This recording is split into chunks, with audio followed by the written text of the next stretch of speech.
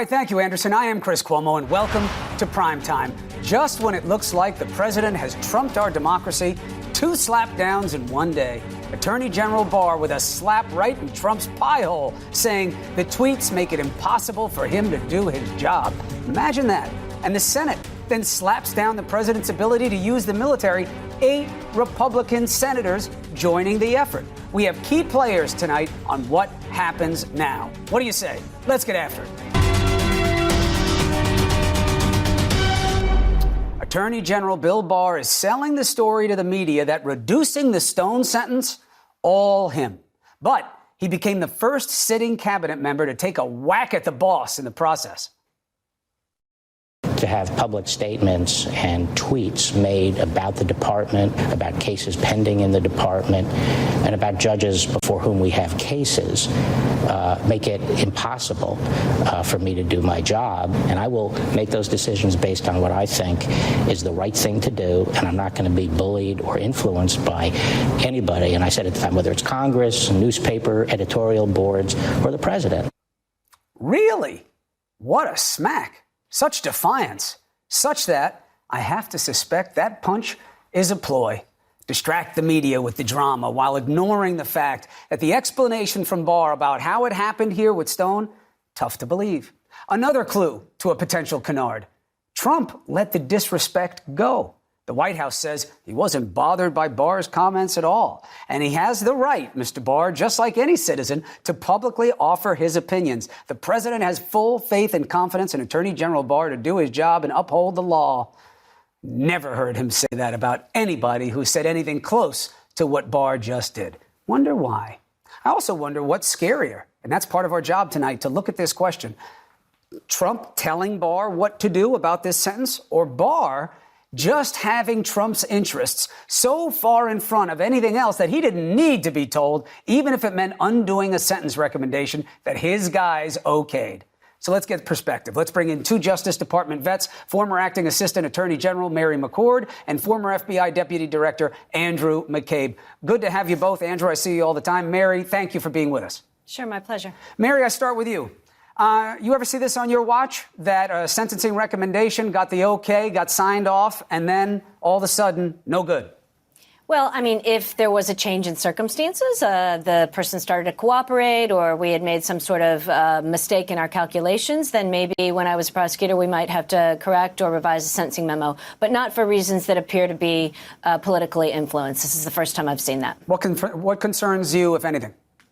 Well, there's a whole lot of things that concern me. I mean, certainly the fact these prosecutors would not have put a recommendation into a sentencing memo without running that all the way up the flagpole. Department of Justice internal guidance, the Justice Manual, you can look it up, you can Google it, requires reporting up in significant matters and consultation with the Deputy Attorney General's office and the Attorney General's office before major developments in cases, including sentencing recommendations. So the fact that these 4 prosecutors made a recommendation in their sentencing memo that then, after the president tweeted his displeasure with that recommendation, that then department leadership, and we now know it was Barr himself because he admitted such today, then changed that sentencing recommendation. There's no way you can look at that and think it was anything other than the political pressure from the president, notwithstanding what Barr is saying. Now, to add to Mary's point, all you have to do is read the sentencing memo. It's not that long. These people are mad at Stone. They don't like how he lied. They don't like how he handled it. They don't like how he trashed the DOJ. And it's all in the in the memo. And they don't like that he took him to trial when they knew they were going to make the case. And it's very clear in there. So, Andrew, that is the confusing part here. For the AG's story to hold up, he didn't know. His guy signed off on it without apparently telling him. And he saw this as crazy out of proportion to what should have been done. How does all that fit together? Well, it doesn't fit together. As the AG said today that he had a conversation with Timothy Shea, who's the U.S. attorney, the interim U.S. attorney in D.C. Who signed the memo. That's right. And they talked about it on Monday. It's inconceivable to me that they would have had a conversation about the guidelines calculation and that the attorney general would have walked away from that conversation without understanding what the calculation actually was. So it just doesn't make sense. As Mary said, these things are calculated by the line folks. They are pushed up the chain of command. They made it all the way to the U.S. Attorney himself, Timothy Shea. The U.S. Attorney discussed it directly with the Attorney General. So it's very hard to believe that the AG or anyone else was unaware of the recommendation as it stood. Hey, Mary, let me employ your savvy for a second. You know, a lot of the Trump supporters accuse the media and other critics of what they call TDS, Trump derangement syndrome. And maybe I have it because I see a conspiracy here. Mary, here's what I see. This shot that AG Barr just took at the president, you know, the tweets make it impossible, basically telling him to shut up. Nobody talks to this president and stays in the position for long. And the White House says he's okay with it. Barr can say whatever he wants. The president has full faith in him. Doesn't make sense. But I'll tell you what it makes. A great headline. Mm-hmm. And people will talk about whether Barr is going to last in the shot he took at the president and ignore what is more intriguing to me, where Barr's story doesn't make sense, even if you assume the facts in his favor. Mm-hmm. The tweet, I didn't see the tweet. I didn't even know there was a tweet. I was thinking this before. His guy signs off on the memo either in defiance of Barr or without Barr ever being told. Does that ever happen? Not in a matter of this kind of high-profile nature and this kind of significance. And, you know, I'm not about to try to psychoanalyze this president and why he might have put out the statement that he did. But I think, you know, Barr's conduct here in trying to sort of maybe regain some credibility rings hollow, because this is sort of a piece of everything he's been doing, you know, for the last year in terms of trying to create a narrative that serves the president's interests and doesn't always serve the American people's interests, and oftentimes undercuts prosecutors, undercuts the FBI, undercuts the department. Now we're, you know, undercutting the courts, to be honest with you. So, you know, we don't have to look at this in a silo. We can put it together with what we've seen of the Attorney General, which is very, very disappointing, and I think will cause long-lasting damage to the credibility and reputation of the department. And as you said, except with extenuating circumstances where there's been a change of condition, and there was none of that here as far as we know, I can't find any case of Barr, certainly during this tenure, but in his previous one under President Bush, where he did anything like this. And Andrew, you know, the idea that, we want this to be true because it looks bad for Trump. I actually want it not to be true. Not just for the integrity of justice, but I think it's more frightening if the AG just knew to do this. Just knew that once word of this sentence got out, maybe he was asleep on the job. Maybe he didn't know the sentence was coming this way. For him to know instinctively, I better fix this, that's more scary. It is more scary, Chris, and you're right to think about it that way. I mean, like, let's face it, you got to look at this in the context of all the other things we have seen the Attorney General do simply to protect the president over the last year or so, right? This is not the first time that he has weighed in on a matter, on a DOJ matter, to protect the president. Mm-hmm. And the fact is, this time it really blew up on him. He ignited a rebellion, a really kind of emotional response within his own workforce. He cannot afford to lose that workforce. So I see the statement that he made today as simply a self-serving attempt to somehow rescue this appearance of independence, right, when in fact the things that he's done have shown the exact opposite. He is not independent from this president. He is executing this president's will every time he finds himself in trouble. And the biggest factor that we focused on yesterday, but I haven't brought up yet, and I haven't heard your take on it yet, Mary, so we'll end on this. Mm-hmm. 4 people resigned over this. Mm-hmm. If it was just business as usual, or the AG saying, you know what, guys, I'm sorry, I slept on this one. It's just way out of line, or the boss doesn't like it, or whatever it is, they probably don't resign. You only resign from a case. It's very rare. I was looking for cases of that today. And you have to go back a long way to find one, let alone 4. What message does that send to you? Well, we have one total resignation from the Department of Justice, right. The other 3 who withdrew from the case. And I think it shows that they felt very strongly about it, and I think we're probably felt very undercut by it. But I will say, and we've got Andy here with us, not that long ago when it was rumored that Andy himself was going to be indicted by a grand jury, the 2 prosecutors that had been on that case, one left the Department of Justice and one withdrew from that case. Now, I can't tell you for sure what the reasons are. I haven't talked to those prosecutors, but, we have seen prosecutors, and these are prosecutors in the same office. It's my old office. I spent 20 years there, who I think are, showing to stand up for themselves to stand up for some principles here. And I do really fear for that office right now, with Jessie Liu now having, had her nomination after she was the U.S. attorney there. She was nominated for a high-level position at Treasury. Then the nomination was withdrawn. And now today she has resigned. So, we've got got an office that's now in turmoil, and it's really unfortunate because it's an important office for the Department of Justice, and they investigate and prosecute important cases. And now the explanation from the AG. Who knows if it makes it better or worse? Mary McCord, great to have you. Hope to have you back again and soon. Andrew, always a plus. Thank you. Thanks, all right. Chris. Thank you. The lawmakers who impeached the president warned that this was the kind of stuff that would happen if the Senate let him off. And guess what? They just got fresh proof that Trump was not straight about Rudy Giuliani's role in Ukraine. Here's a provocative question. Would they consider impeaching the president again? We have one of the 7 House managers, one who prosecuted the case. Next. Hey everyone, Barbara McDonald here, host of the brand new podcast from HLN, Down the Hill, The Delphi Murders. In February of 2017, Abigail Williams and Liberty German went for a hike on a warm day in Delphi, Indiana, and vanished. Nearly 24 hours later, their bodies are found in the woods. Police began working a crime scene they say they'll never unsee. They soon find Libby's cell phone, which has video and audio of the killer, who 3 years later remains on the loose. Search for Down the Hill, The Delphi Murders, wherever you're listening now.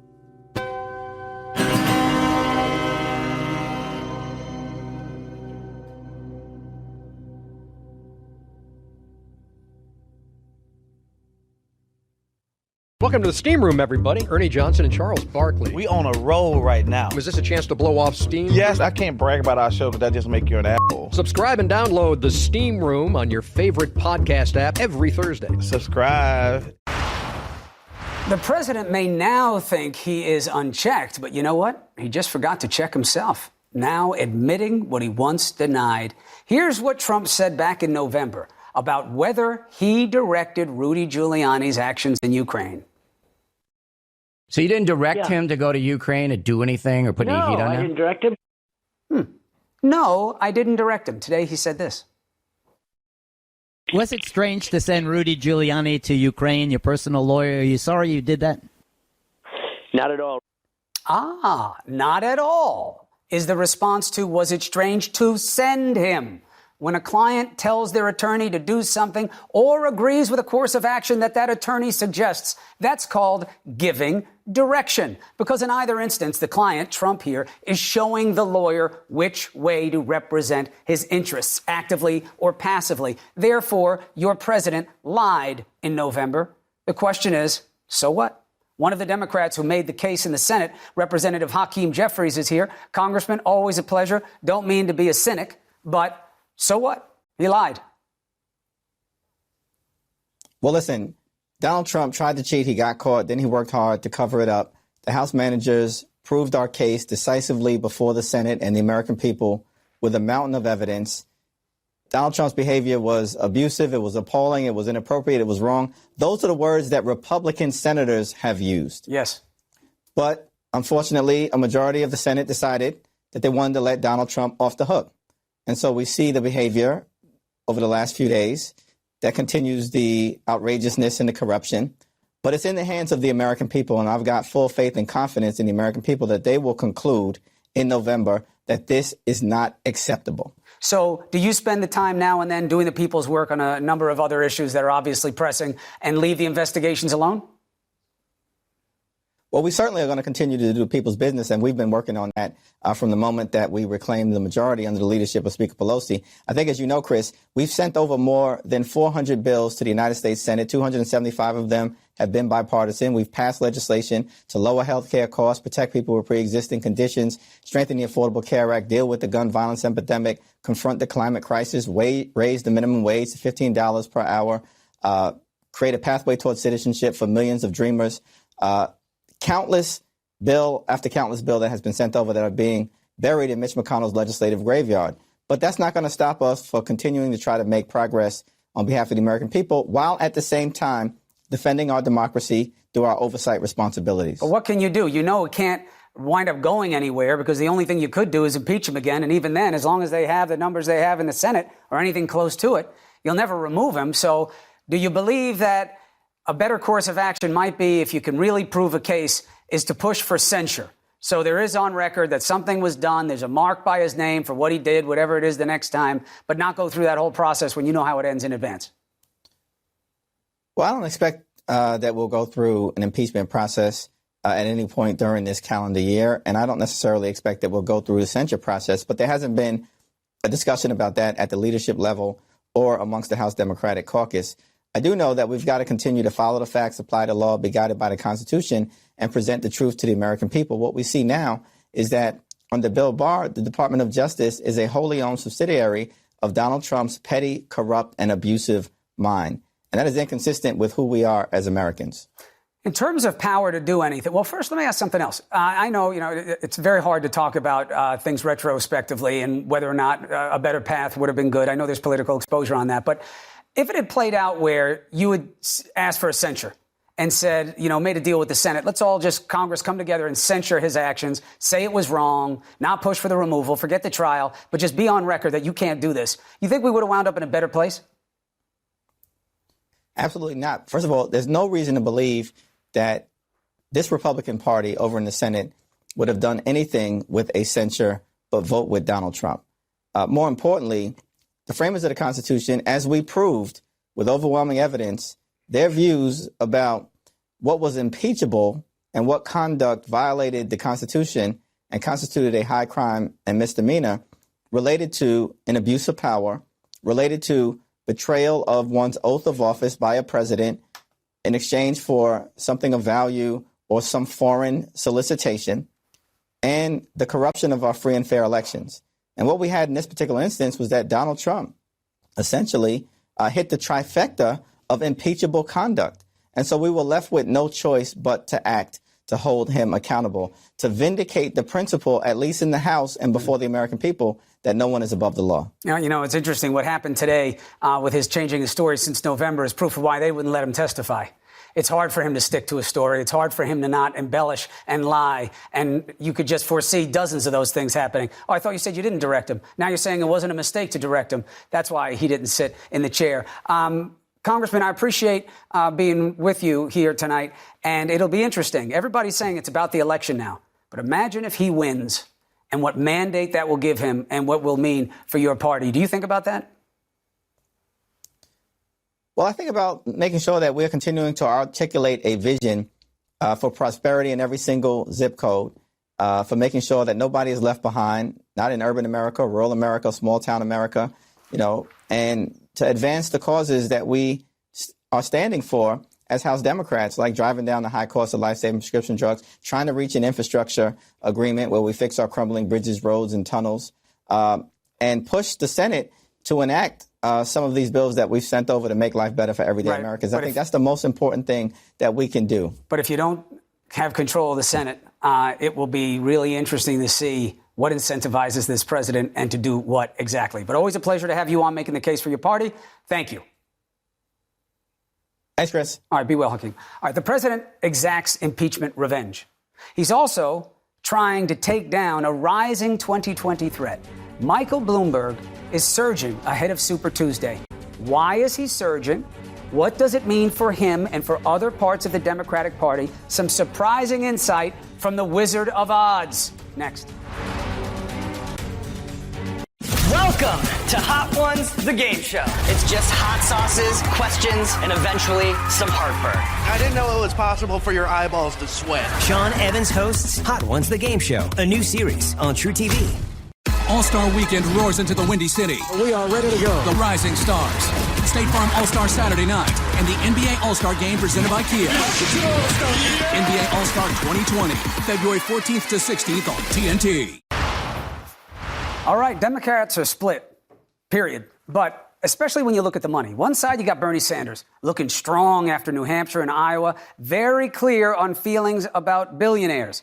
Meanwhile, here comes a billionaire, strong and long. Michael Bloomberg's money is a defining feature of his campaign. He's dropping dough to cater his rallies, building as big a staff as Obama had at the end of 2008, complete with perks for campaign workers. And now he's dropping big dollars to make memes on social media. What does it all mean Whiz of Odds is here for a look. Shalom. What do you see? Shalom. So, let's just give you an idea of what is happening in this race. This is the National Dem primary polling average. November of 2019, when Bloomberg gets in the race, he's at 3%. 10 days ago, he's at 9%. Look where he's up to now, all the way up to 15%. And what's key here on ads. On ads. On ads. And who is he taking away from? I think that's the real question. Look at Biden, who was at 27% just before the Iowa caucuses. He's dropped down to 18. Sanders, pretty steady. So the one who is getting the bump after Iowa voted, New Hampshire voted, is not necessarily Sanders. It is Michael Bloomberg who's taking support away from Joseph Biden. Buttigieg, the purple line, he gets a little bit too. Do you think a little bit too. Some of that organic and some of that could be this, or what do you think? Yeah, I think some of it is organic. I think you're exactly right. It's difficult to necessarily know why things are occurring, but certainly the vice president dropping. A little bit's going to Buttigieg, but the vast majority of it, in fact, is going to Michael Bloomberg. Right. I give Buttigieg a little bit more love because we just saw how equal his appeal was in those exit polls. Yes. So he may be doing it on his own. All right. So quantify the money for us. Yeah, I think that this, I don't know, folks. This is a lot of money. Look at this. In the Super Tuesday states, remember, Bloomberg is skipping the first four. In the Super Tuesday states, how much ad money is he spending? $129 million. Oh, my God, how much Wendy's and Popeyes could that possibly get me? No one else is anywhere close. Steyer, $25 million. That's mostly in California. Sanders at only $7 million. And look at the rest of them. Pretty much nada. Now, what is the mitigation effect? I mean, look, the chart you made makes it a very overwhelming point. I think his head even looks bigger than everybody else. But look, how much of this is because this is all catch-up and money is not an issue for him. It's his own money.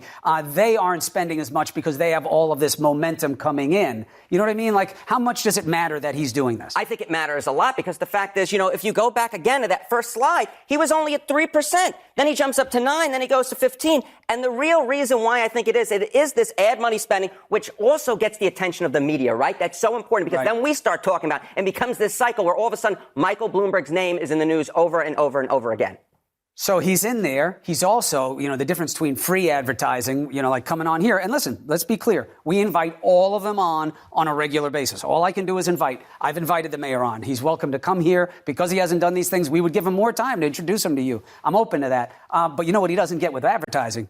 Pushback. That's right. So far he's gotten a free pass. Now that's starting to change, but you see endorsements as well to go along with the popular poll. It's one thing if you're just buying your way to the nomination, but he actually has support within the party, right? So this is endorsements from congresspersons, governors, or major city mayors. Look at him. He's actually second to Joe Biden at 22 right here. But more than that, look at this month, right? The momentum really seems to be on Bloomberg's side. He has 9 endorsements this month from congresspersons, governors, and major city mayors. That is more than the rest of the field combined. So clearly something's going on there. And even though Biden is leading overall, he only has 1 this month, which suggests to me that those endorsement people who are deciding at the last minute are going in his direction. All right, now, the tough question is what difference does Bloomberg make? The operating assumption, in part from him and his campaign, is we had questions about Biden. Yeah. We were going to stay out because of Biden. Biden's acceptable to us, but he is not going to get it done, so we're getting in. But what do the numbers or the early analysis support? He may be taking from Biden, but who may he be helping? Yeah, I think he's certainly helping Bernie Sanders, right? Because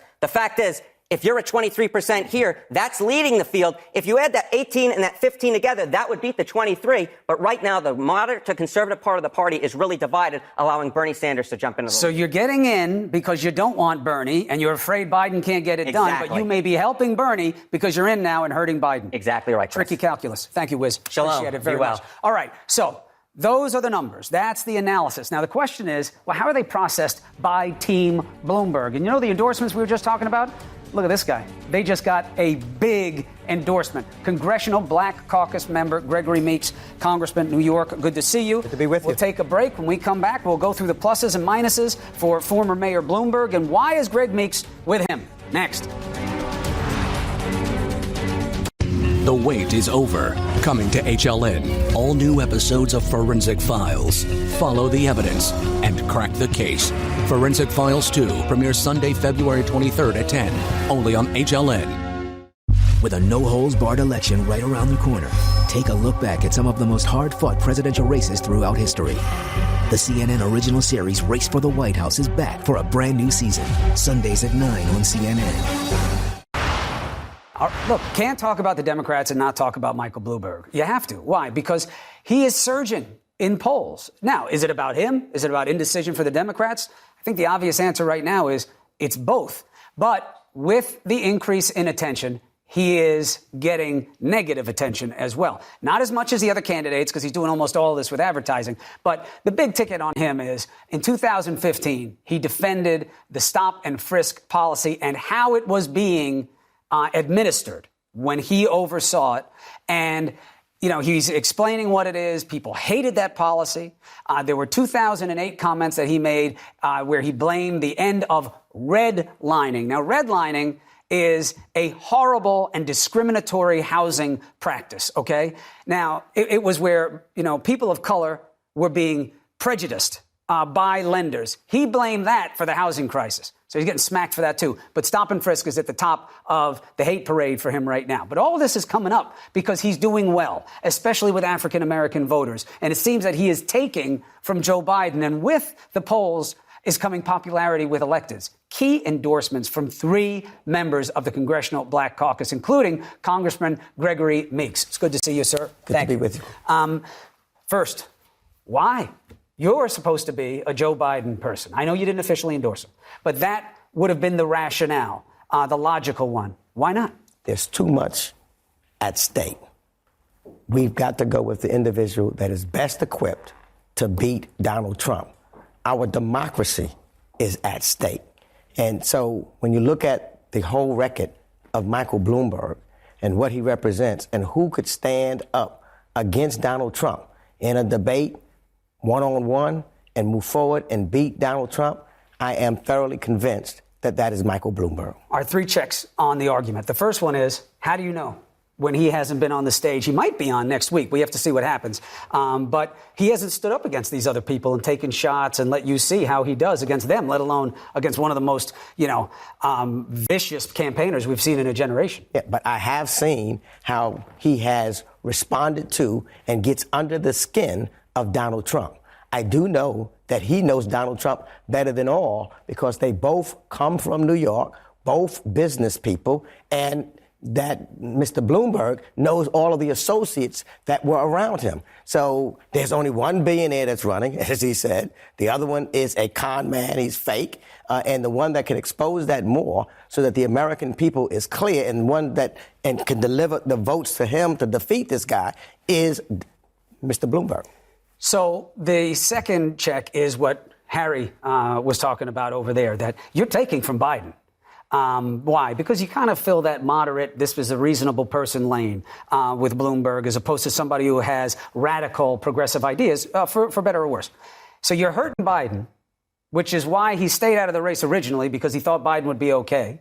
But you may help get Bernie Sanders the nomination. Are you concerned about that? No, let me tell you. I think that the number of individuals running in the Democratic Party, as we get to Super Tuesday, will really start to narrow. And it will, so there's a number of individuals who are moderates who are running now, who I believe at some point they will not be able to continue. And Mr. Bloomberg will continue to build the momentum as we get into Super Tuesday and the big races that's going to take place in April and moving on. And so the momentum is all moving that way because individuals continue to look at how and who is the best person to beat Donald Trump.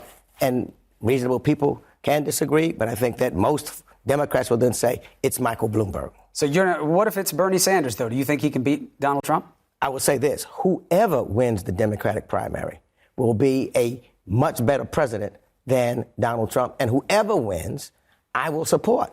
Mr. Bloomberg has said that no matter what, whether he is the nominee or not, the operations that he put in place will be still there for the winner. Do you know what kind of brawl your convention is going to be if it's Bernie and Bloomberg?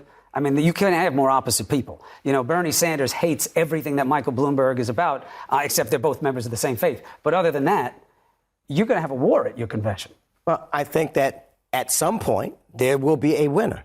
And once there is a winner, the party will come together. You think Bernie Sanders people and the progressives will come with somebody who's spending $125 million just on one set of primaries? I would hope that the Bernie Sanders people will see and they know who Donald Trump is. And that will, if nothing else, cause them to say we cannot take another 4 years of Donald Trump. I hear the rationale. I can't rebut it. I'm just not seeing huge proof of that in the vote yet, but we'll know next month because you got 65% of the delegates on the table in March. We'll see a lot more about where this party is and why.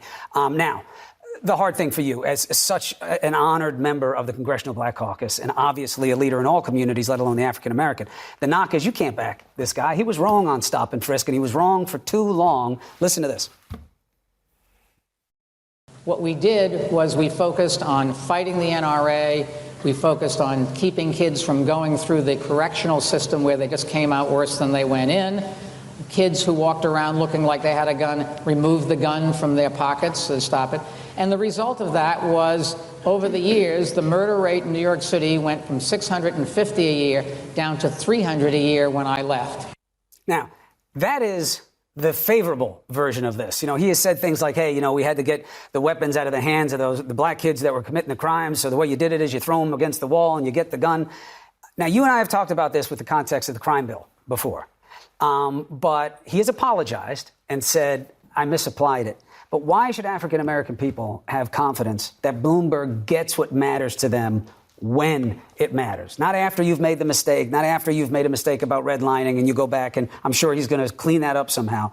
But why give that person a chance? Well, you look at the whole body of work. That's what I did. I wanted to look at, because when he was running for mayor all 3 times, I did not support him. I was a big protester against stop and frisk.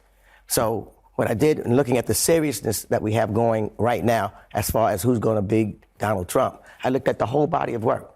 And when I looked at the whole body of work, what I saw was, if you look at his philanthropy and how and what he was doing, for example, with individual young people, whether it was the Harlem Children's Zone with Jeff Canada or with the Eagle Academy with David Banks, and looked at and talked to some of those young kids that are now successful as a result of what he was doing. When I look at and listen to his plan and what he talked about in Tulsa, Oklahoma, about making sure that we shrink the wealth gap with African Americans, that we bring at least to get another 1 million homeowners, because that's where you gain wealth, get equity. When I look and listen to that, when he's talking about where the jobs are going to be created, you know, in the future, because he's done a fantastic job in predicting that. All of those things. When Trump comes at him about this, as he did today, and says, I did criminal justice reform. This guy was trying to go after you people with stop and frisk. You should vote for me, not him. Donald Trump. Listen, I tell you that Donald Trump, they said Donald Trump is a phony. Donald Trump, keep down, he's a race-baiting, xenophobic, religious bigot. I didn't say that. His people did.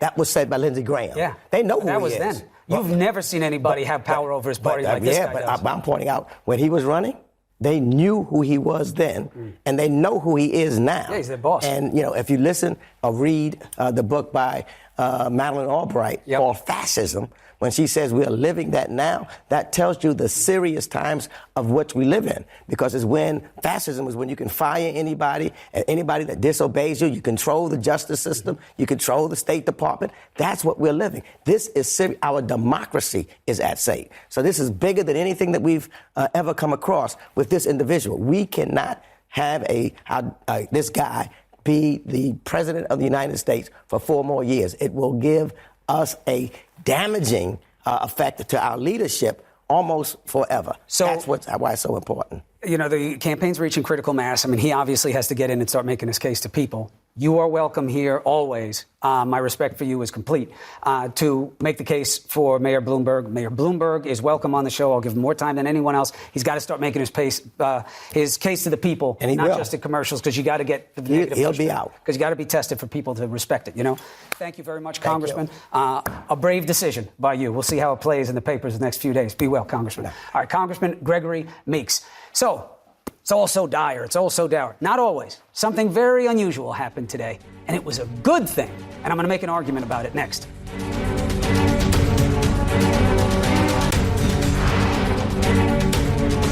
We are present at the making of history. CNN presents the story of the world's most famous royal family, the Windsors, inside the royal dynasty. Sundays at 10 on CNN. Once upon a time, this was the news. The Earth is flat, the devil is real, and that is everything that we know. Exactly. Daniel Radcliffe and Steve Buscemi, Dark Ages, A Miracle Worker's Anthology, Tuesdays at 10:30, 9:30 Central on TBS. Today we had a remarkable sighting of a political animal thought to be, at best, on the critically endangered species list. The species known as Republicanatus non-Trumpicus. GOP senators who acted in the right interest. They crossed the aisle and this president on something that matters. 8 GOPers voted to rein in President Trump's ability to use military action against Iran without congressional approval. 3 of them even signed on as co-sponsors. Even Rand Paul felt the call to duty. Look at him there, all golfing. He doesn't look too tall either right there. The final vote, 55-45. Now, that is not a veto-proof majority, and a veto is definitely coming their way, but still, they did this even after President Subtlety said this: very important for our country's security that the United States Senate not vote for the Iran War Powers Resolution. We're doing very well with Iran, and this is not the time to show weakness. If my hands were tied, Iran would have a field day. Sends a very bad signal. The Democrats are only doing this as an attempt to embarrass the Republican Party. Don't let it happen. His argument is flawed in the extreme. If someone, God forbid, attacks anyone or any part of this country, the president can respond. But as we just saw, for him to use military power and not be able to explain the threat, General Soleimani was a bad guy. He was a terrorist. There's no doubt about it. But for Trump's strike to be on solid legal ground, and that's what matters, Constitution, the War Powers Act, he needed to articulate an imminent threat. His explanations zigzagged all over the map. Listen, January 3rd. Soleimani was plotting imminent and sinister attacks on American diplomats and military personnel. He was reading there. It still didn't sound good. 3 days later. Well, this should have been done for the last 15 to 20 years. He was designated a terrorist by President Obama, and then Obama did nothing about it. Does that sound like imminency? And here's the very next day. In our case, it was retaliation because they were there first. They killed, and look, I don't have to talk about him for 18 to 20 years. He was a monster. Now it's retaliation. Look, he was making it up as he went along, and he eventually settled on an explanation even his own people couldn't support. I can reveal that I believe it would have been 4 embassies, could have been military bases, could have been a lot of other things too, but it was imminent. None of them would back up any proof of what he just said. And 55 senators today said the same thing. And by the way, the founders wanted it the way it went today. They wanted debate, careful reasoning, the minds of many, with you in mind, the people they represent, regardless of whom the president may be. And that duty loomed large for even the GOP senators today who voted yay. Listen to this. We, as a Congress, need to reclaim the power to declare war. Over the course of many decades, we've seen Congress essentially forfeiting its authority to declare war and waiting for presidents to act. I keep asking Mike Lee to come on the show. Senator, come on. You're so right. Let's talk about the AUMF, the authorization for use of military force. It's a bigger issue. Come on and let's talk about it. It doesn't have to be partisan. It shouldn't. 2 good signs. The senator is right, Senator Lee. They've been passing on this for president after president. Trump actually may have helped this pass by being such a flagrant example of presidential abuse of power with his strike. Second, this is a cause for hope. Of course, one move doesn't erase having every Republican senator except one fall in line on impeachment. But psychologists say the best way to change behavior is reinforcing when one gets it right. And they got it right today. Senators Alexander, Young, Lee, Murkowski, Collins, Paul, Cassidy, and Moran. You did the right thing today.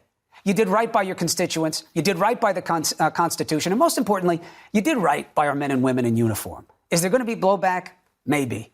But if so, hold your heads high. That's the argument. Now, the Senate Majority Leader, not doing the right thing. All right? We call balls and strikes. You got to hear what he's saying now based on what he's preached in the past. It is a bolo. Bolo, be on the lookout. Listen to Senator McConnell now. If you're asking me a hypothetical about whether this Republican Senate would confirm a member of the Supreme Court to a vacancy that created this year. Before November. Yeah, we would fill it. 4 years ago, much broader standard. The next justice could fundamentally alter the direction of the Supreme Court and have a profound impact on our country. So, of course, the American people should have a say. Give the people a voice in filling this vacancy. Now, when Justice Scalia passed, rest his soul, McConnell refused to hold confirmation hearings or a vote that year on President Obama's nominee, Merrick Garland. As you heard, he said it was about the people. Today, a shift in logic. It was always about the Senate and the presidency being of the same party. Listen, this man is all about the game. Be on the lookout for his next play. It's another reason this election matters so much. Thank you for watching. CNN Tonight, D. Lemon, now.